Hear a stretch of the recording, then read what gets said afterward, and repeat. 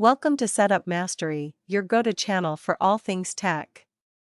Here, we explore the latest gadgets, unbox cutting-edge devices, and provide step-by-step installation guides to help you optimize your setup.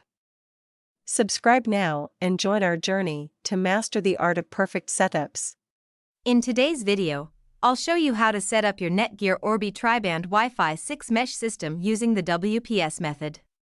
This is one of the quickest ways to connect your Orbi router and satellite without using the Orbi app. Let's get started.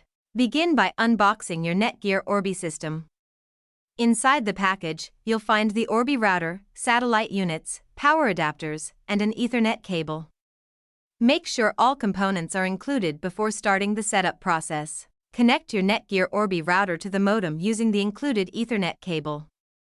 Next, plug the power adapter into the router and a wall outlet.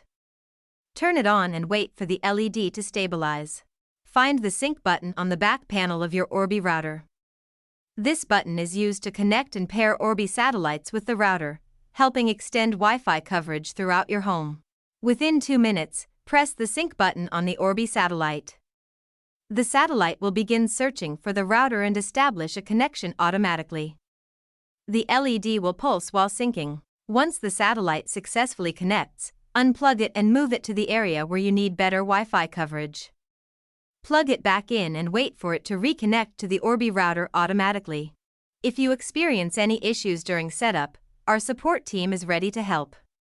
Contact our experienced professionals at 1-323-507-3713 for expert assistance, troubleshooting, and guidance to ensure your Netgear Orbi system works smoothly. That's it. Your Netgear Orbi tri-band Wi-Fi 6 mesh system is now set up using the WPS method.